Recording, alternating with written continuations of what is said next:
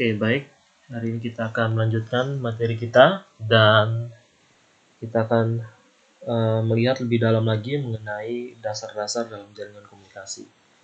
Nah, dalam jaringan komunikasi itu ada yang disebut sebagai protokol. Nah, protokol ini berarti aturan-aturan. Nah, berarti dalam proses komunikasi data dalam sebuah jaringan komunikasi perlu adanya aturan-aturan yang mengatur. Nah, kita misalkan di sini ada pengirim, kita beri inisial A dan penerima. Nah, jika si A ingin mengirimkan sesuatu kepada si B, maka di sini harus ada protokol yang mengatur. Ya, di sini harus ada protokol yang mengatur proses pengiriman atau komunikasi data antara A dengan B. Nah, bicara mengenai protokol, kita bicara mengenai 4 hal, yaitu format atau struktur dari message atau data. Kemudian yang kedua adalah proses pengiriman atau komunikasi data. Yang ketiga adalah bagaimana mekanisme penanganan error jika terjadi error pada saat proses pengiriman. Dan yang keempat adalah proses setup dan terminate atau bagaimana memulai dan mengakhiri komunikasi. Ya, pertama kita lihat mengenai format. Nah, bicara mengenai format, maka dalam proses komunikasi data ada yang disebut dengan protokol data unit atau PDU. Jadi PDU ini adalah potongan terkecil dari sebuah data yang akan dikirim. Jadi misalnya saya analogikan seperti ini. Jika pada saat proses pengiriman data, misalnya ingin mengirim sebuah file yang berukuran 10 MB. Ya, ini kita kasaran saja ya. Nah, kemudian pada saat pengiriman, maka file ini tidak dikirim secara utuh 10 MB, tapi dipotong-potong dulu dengan satu sistem yang atau suatu metode yang namanya segmentasi. Jadi misalnya ini kasaran saja, saya potong menjadi 10 bagian. Ya, berarti masing-masing bagian 1 MB secara kasaran gitu ya. Nah, maka potongan-potongan kecil ini ada yang disebut dengan PDU gitu ya. Nah, potongan-potongan. Jadi ada beberapa PDU dan seterusnya dan seterusnya. Nah, masing-masing PDU ini nanti akan dikirim. Nah, pada saat akan dikirim, masing-masing PDU ini akan diberikan informasi-informasi ke dalamnya. Jadi misalnya IP destination-nya berapa misalnya. Atau menggunakan TCP atau UDP misalnya. Nah, ini kita bahas di layer-layer yang berikut. Tapi intinya adalah video itu adalah bagian terkecil dari sebuah data yang akan dikirim, dan di mana bagian kecil ini akan diberikan informasi-informasi yang menunjang supaya paket ini bisa sampai di tujuan tepat sasaran. Yang berikut adalah proses. Proses ya berarti kita bicara mengenai bagaimana router mengatur paket-paket data tadi untuk bisa sampai ke tujuan, bisa berhasil tepat sasaran sampai di tujuan. Nah, kemudian kita bicara error message, bagaimana router mengatur atau mengambil tindakan ketika terjadi error. Ini juga nanti kita akan bahas lebih dalam di pembahasan mengenai layer-layer dari 7 buah layer OSI yang nanti akan kita bahas. Kemudian adalah termination. Nah, secara kasaran, kalau misalnya saya gambarkan proses pengiriman atau komunikasi data, saya kembali menganalogikan ada 2 orang, si A dan si B, ya. Dimana si A ini adalah pengirim, atau saya berikan TX, dan B adalah penerima atau RX. Nah, pada saat si A ingin mengirimkan sebuah paket yang berukuran 10 MB misalnya. Nah, sebelum dikirim, maka paket ini akan mengalami proses yang namanya tadi segmentasi atau dipotong-potong menjadi bagian-bagian kecil. Jadi setiap potongan kecil ini diberikan kode, misalnya ini kasarannya. Ini adalah potongan pertama, potongan kedua, potongan ketiga, potongan keempat, dan sampai potongan ke 10. Nah, pada saat dikirim, itu ada namanya proses multiplexing. Jadi, pecahan-pecahan dari paket ini dikirim secara bersamaan melalui satu jalur, seperti itu. Nah, misalnya ini paket nomor 1, kemudian ini paket nomor 3.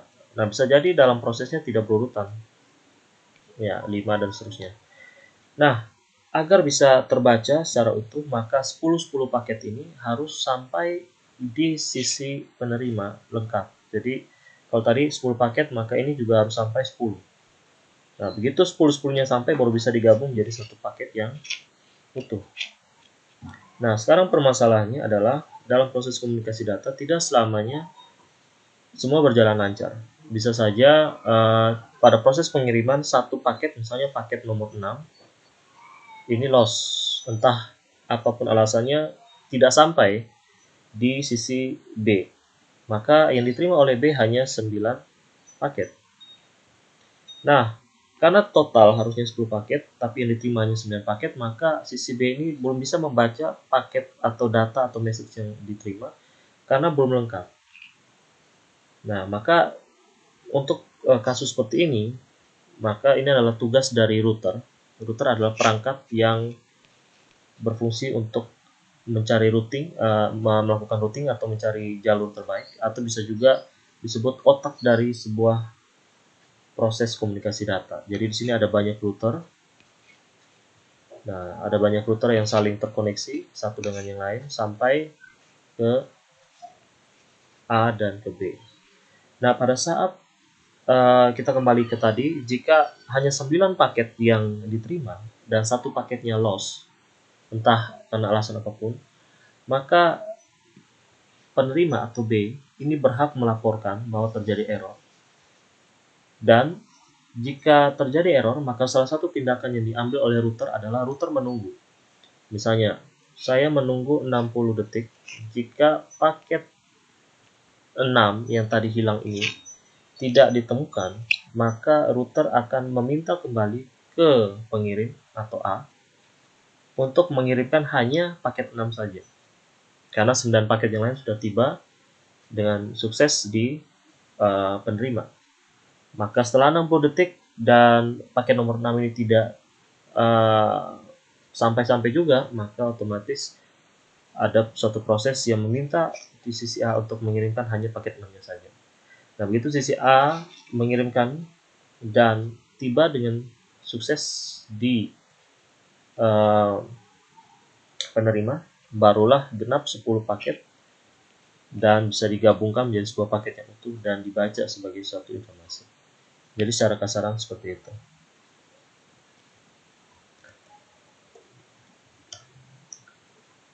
Oke. Saya langsung skip dan saya langsung masuk ke layer. Ya. Jadi dalam jaringan komunikasi ada yang namanya pemodelan dengan sistem layer atau lapisan.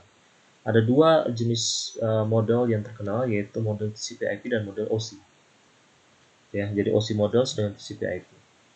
Nah, perbedaannya adalah jumlah layernya. Kalau OSI itu terdiri dari 7 layer, dan layer yang paling atas ini adalah layer paling tinggi. Maka kita bisa membaca seperti ini. Layer 1 adalah layer fisikal, layer 2 data link, layer 3 network, layer 4 transport, layer 5 session, layer 6 presentasi, dan layer 7 aplikasi. Sedangkan untuk TCP/IP itu dia hanya memiliki 4 layer. Nah, tapi layer yang ada di TCP/IP sebenarnya mewakili beberapa layer dari OSI. Contoh, layer application pada sisi TCP/IP itu sebenarnya mewakili 3 layer paling atas dari OSI, yaitu layer aplikasi, presentasi, dan session. Sedangkan layer network access pada TCP/IP itu sebenarnya mewakili 2 layer paling bawah dari OSI model, yaitu data link dan fisikal. Nah, pasti ada yang bertanya-tanya, kenapa harus membuat sistem pemodelan seperti layer lapisan ini? Nah, jadi nanti di materi-materi di pertemuan berikut kita akan fokus membahas mengenai 7 layer ini. Kenapa tidak layer TCP/IP? Karena layer TCP/IP ini adalah layer yang bisa dibilang sudah ketinggalan zaman, meskipun prinsipnya secara prinsip sama dengan OSI, tapi untuk teknis penggunaan sekarang banyak yang menggunakan sistem OSI. Nanti kita akan membahas mengapa harus ada 7 layer dan seterusnya. Nah, jadi intinya masing-masing layer ini memiliki fungsi. Jadi kalau kita kembali membahas tadi, ada yang namanya PDU atau paket paling kecil dari sebuah paket utuh yang mau dikirim. Nah, misalnya di sini ada 7 layer OSI. Ini layer ke-7 atau aplikasi. Ya, layer ke-6 dan seterusnya sampai layer ke-1. Nah, pada saat video ini mau dikirim ke sisi penerima, maka dia harus melewati masing-masing layer terlebih dahulu. Jadi layer itu seperti sebuah pos jaga, di mana setiap kali video melewati satu pos, maka diberikan informasi yang berbeda. Contoh, nanti begitu masuk di layer 765, video diberikan informasi. Kemudian begitu masuk ke layer 4, diberikan lagi informasi yang berbeda. Begitu masuk ke layer 3, diberikan lagi informasi yang berbeda. Jadi akhirnya informasi tersebut terus ditambah ke dalam video, supaya menunjang video ini supaya bisa sampai ke sisi penerima tepat sasaran. Nah, informasi apa saja yang dikirimkan? Contoh misalnya, pada saat video ini melewati layer 3, ini adalah layer network pada pemodelan OSI. Di layer 3 ini, pada saat video lewat di pos nomor 3, jika kita analogikan sebagai sebuah pos, maka diberikan informasi mengenai IP address sumber atau IP address pengirim dan IP address destination atau IP address yang dituju. Nah, jadi IP address pengirim atau text dan IP address tujuan atau RX. Ya, ini saya cuma memberikan simbol gitu ya. Jadi pada saat video ini melewati pos 3 atau layer 3, maka video ini diberikan informasi mengenai dari mana alamat asal dan kemana alamat tujuannya. Jadi IP address itu seperti alamat rumah. Ketika kita mau mengirimkan sesuatu lewat kantor pos, maka di barang yang mau kita kirimkan, kita selalu menuliskan alamat pengirim dan alamat penerima. Nah, begitupun analoginya dengan proses komunikasi data. Nah, penambahan keterangan IP address penerima dan pengirim ini hanya dilakukan di pos nomor 3. Di pos nomor 4 tidak terjadi, di pos nomor 2, 1 tidak terjadi, 765 pun tidak terjadi. Ini hanya terjadi di pos atau layer nomor 3. Nah, jadi begitulah prinsip kerja dari proses layer.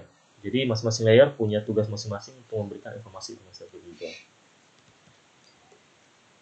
Nah, kenapa harus ada sistem layer? Yang tadi adalah kita mempermudah proses pemberian informasi. Kemudian spesifik, jelas masing-masing layer ini fungsinya apa. Dan yang terakhir adalah lebih terstruktur. Jadi dari 7 layer ini masing-masing data sudah terstruktur. Oh, di layer 7 akan diapakan, di layer 6 diapakan sampai ke layer 1. Jadi itu garis besar dari sistem layer pada OSI maupun TCP/IP. Ya, misalnya di sini kita lihat secara umum, nanti secara detail kita akan bahas per layer di pertemuan-pertemuan berikut, tapi khusus hari ini kita bahas secara umum. Untuk layer aplikasi, biasanya fungsinya adalah merepresentasikan data.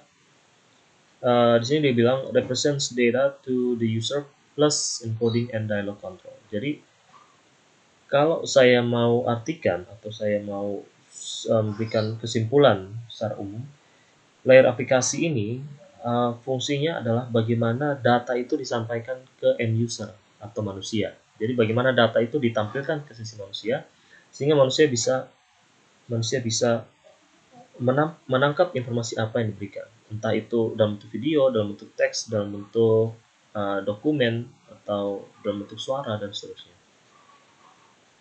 Nah, kemudian kita lihat di layer transport itu ya pasti berfungsi untuk memberikan protokol-protokol dalam proses transport data tersebut. Kemudian di layer network berarti tadi dia berurusan dengan IP address, dia berurusan dengan bagaimana data ini sampai tepat sasaran ke alamat yang dituju dan seterusnya. Nanti kalau bicara physical layer itu sudah bicara mengenai hal fisik, seperti kita bicara kabel yang digunakan apa, atau kita menggunakan medium misalnya fiber optik, bagaimana spesifikasi fiber optik, jenis-jenis fiber optik apa saja dan seterusnya.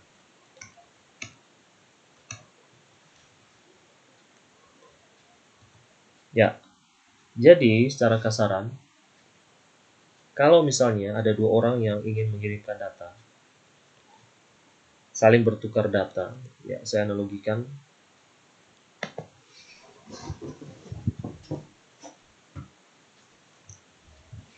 Ya, jadi jika ada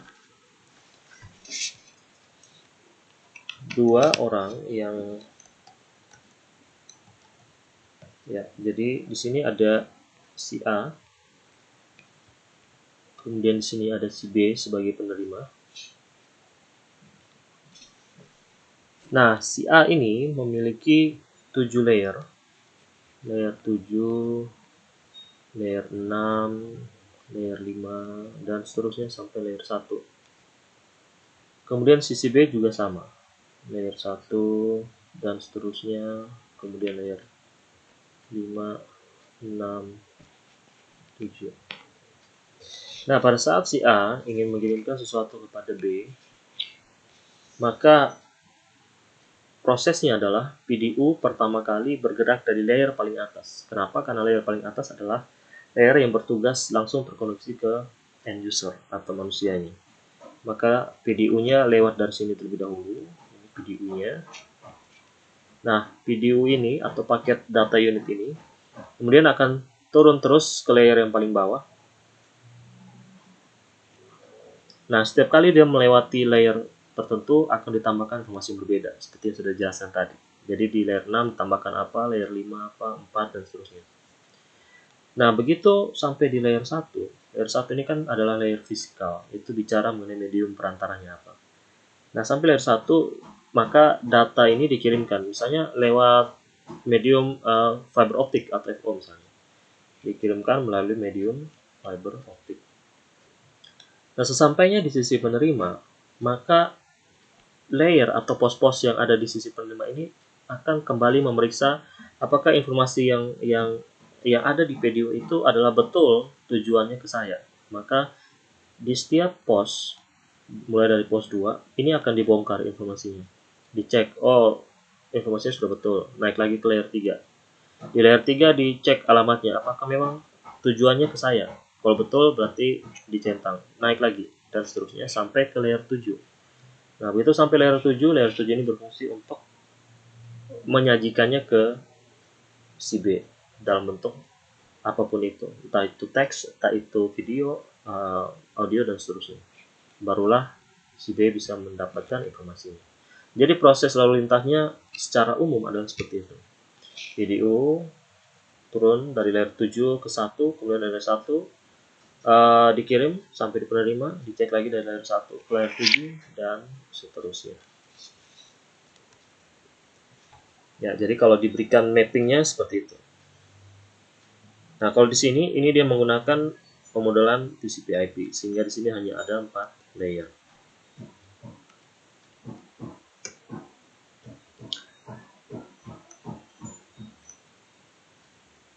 Oke, mungkin untuk sementara materinya saya stop sampai sini dulu sebagai introduction. Untuk spesifiknya nanti di minggu yang berikut kita akan masuk ke dalam pembahasan secara spesifik ke masing-masing layer, aplikasi, presentasi, hingga layer fisikal. Oke, itu saja. Jika ada pertanyaan bisa langsung didiskusikan di grup WA dan selalu terhubung dengan e-learning. Oke, selamat siang, terima kasih.